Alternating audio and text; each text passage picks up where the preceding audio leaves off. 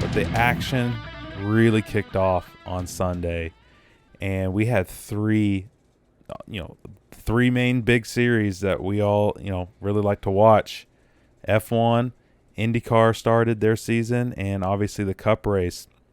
Sunday was an awesome day. Yeah, it was. It was great to get to wake up and next thing you know, have F1 on or action on early on ESPN. Got to take in the Classic at Bahrain to open the season, and I don't think it was really anybody's surprise. It might have been a little bit more dramatic than we thought, but Red Bull, man, for Max Verstappen laid it on him. If you look back, I think you have a couple of teams that we expected to be pretty competitive coming out of the gate with Mercedes and Ferrari, and he basically put a second lap on those teams. And Mercedes with Russell being back there 52, 54 seconds, something like that. That's a 55, lot. almost 56. That's a lot of 57 laps in that race. That's a lot of time being laid out between those two.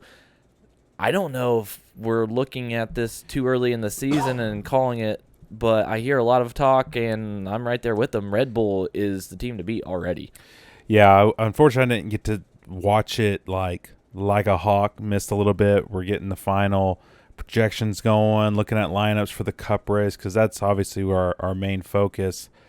But Red Bull is in another stratosphere right now compared to the other teams.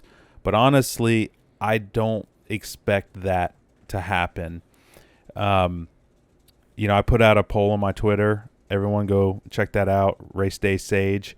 The question is, does Max Verstappen win more than 15 races? He won 15 last year. We get an extra race, this race being Las Vegas. So we have 23 races, 20 different countries. Will he beat his own record of 15 races?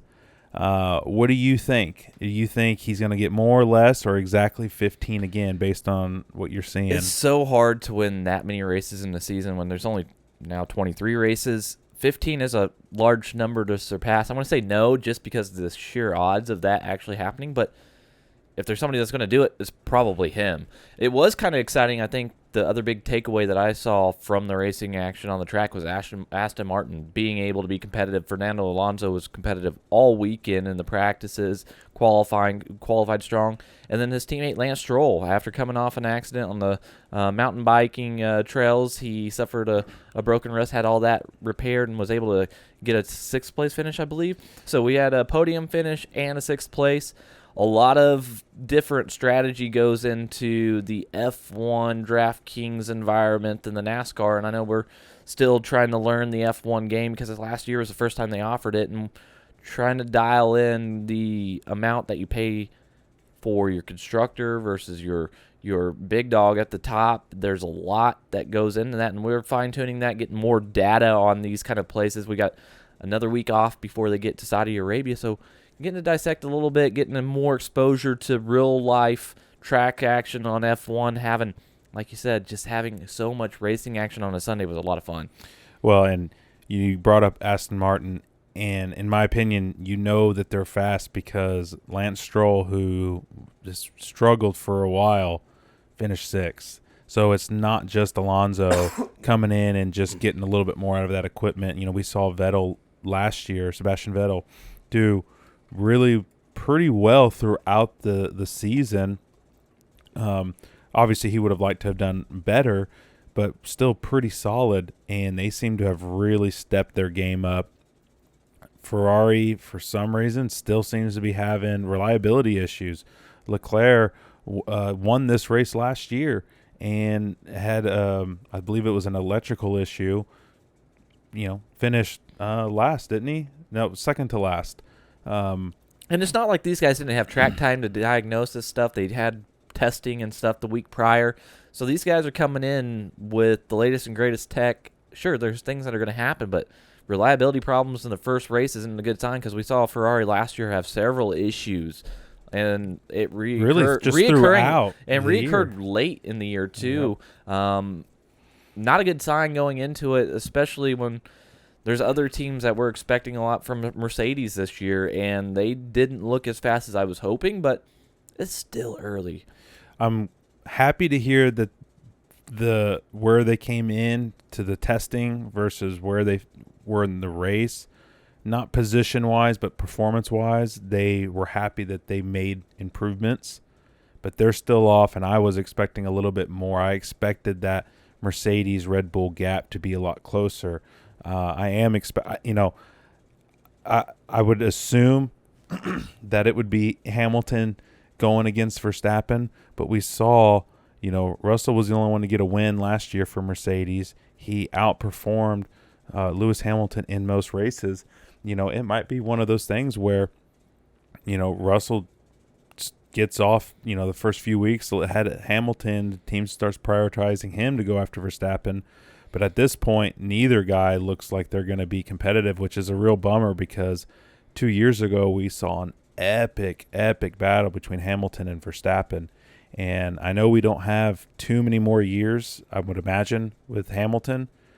I want another season like that. So come on, Mercedes, step your game up because we need this in the sport, because as awesome as it is to see a driver just dominate a season and win 15 races, I don't necessarily want to see a driver dominate and win 15 races. I want to see that battle. I want it to come down. I mean, how awesome was it 2 years ago when they were tied going into the last race? Literally whoever finished higher was going to be the champion. Let's get some more of that. And at this point, I don't think we're going to get that because Red Bull is just lights out. But we'll see. Very long season. These teams can make a lot of adjustments. There's a lot more that these teams can do to the cars than what NASCAR and their rules, what those teams can do. So too early to write anyone off, but it certainly does not look good for the competition. Yeah, and there's somebody new to the competition, and he happens to be an American, so we're keeping our eyes on him. Logan Sargent making his debut for Williams. Pretty cool to have an American back in the sport. It's been a handful of years since that's taken place, so having him in some Williams equipment, kind of iffy is what we thought, but he got 12th. That was a strong showing from him right out of the gate. Yeah, especially in that Williams car.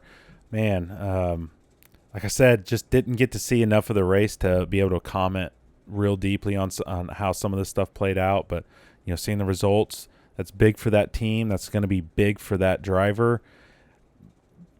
But a bigger takeaway that I had was McLaren.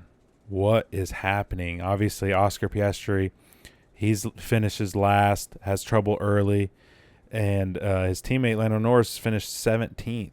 He was the last of the drivers who didn't retire. I was, they got rid of Ricardo last year. He wasn't performing, and he really wasn't performing. Lando was consistently outrunning him. And to start the season, man, I can't think of a worse way to really start your season than what McLaren had. It could be a very long year for that team. That surprised me. Well, it's the first race of the year. Got a week off, and then they're going to be in Saudi Arabia, so we'll get to dabble a little bit more, dive into what we got to take away from week one. If you enjoyed that clip, then you'll love the full episode. Available on all major streaming podcast platforms. If video podcasts are more your thing, we put the full episodes up on our website, losinggrippodcast.com.